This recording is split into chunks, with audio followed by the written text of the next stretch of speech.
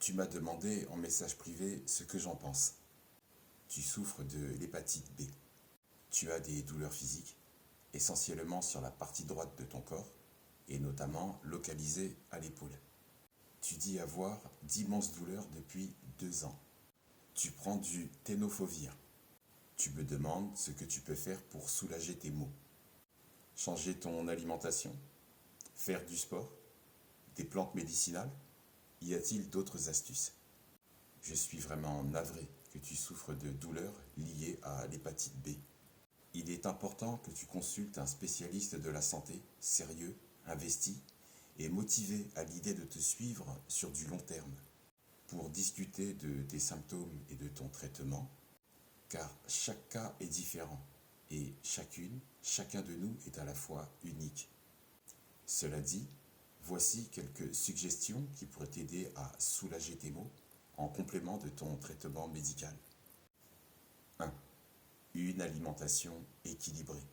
Une alimentation riche en fruits, en légumes, en grains entiers comme le millet, orge, quinoa, sarrasin, riz et des protéines maigres qui peuvent t'aider à renforcer ton système immunitaire. Évite les aliments gras, sucrés, transformés.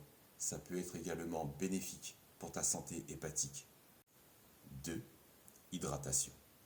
Boire suffisamment d'eau est essentiel au bon fonctionnement de ton foie et peut aider à réduire les douleurs. L'eau est ta meilleure amie. Imagine-la comme une petite fée qui nettoie ton foie. Plus tu bois de l'eau, plus elle danse et fait briller ton foie. Ton corps est constitué de 60 à 65% d'eau. L'eau corporelle, 79% de tes muscles, 73% de ton cerveau et aussi 31% de tes os. Vois-tu donc l'intérêt de boire de l'eau tout au long de la journée et donc de permettre à ton corps d'avoir la boisson qui contribuera à la diminution de tes douleurs hépatiques? 3. Activité physique.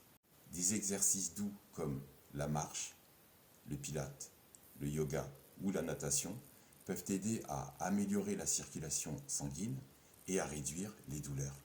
Il est important que tu commences doucement, lentement et surtout reste à l'écoute de ton corps. 4. Plantes médicinales. Certaines plantes comme le chardon-marie, artichaut, curcuma, pissenlit, réglisse sont souvent utilisées pour soutenir la santé du foie.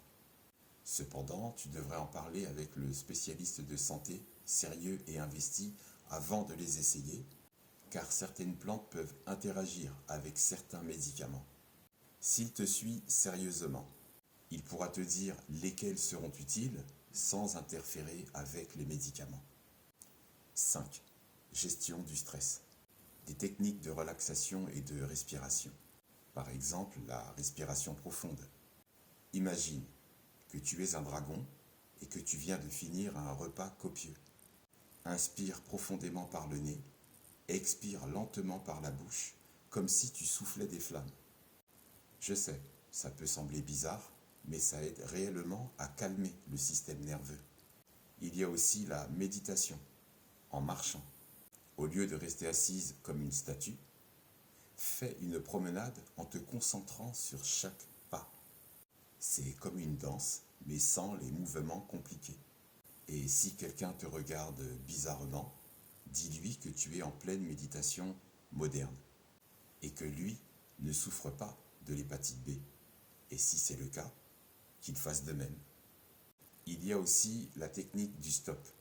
Quand le stress monte, fais une pause et crie stop, mais dans ta tête, pas de façon vocale.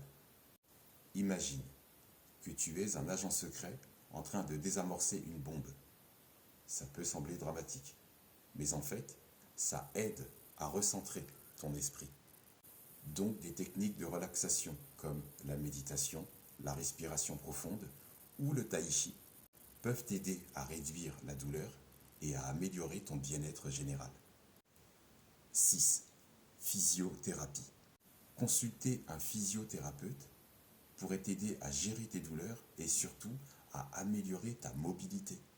Il est aussi crucial que tu consultes un professionnel de la santé sérieux et investi avant d'apporter des changements significatifs à ton mode de vie ou à ton type de traitement.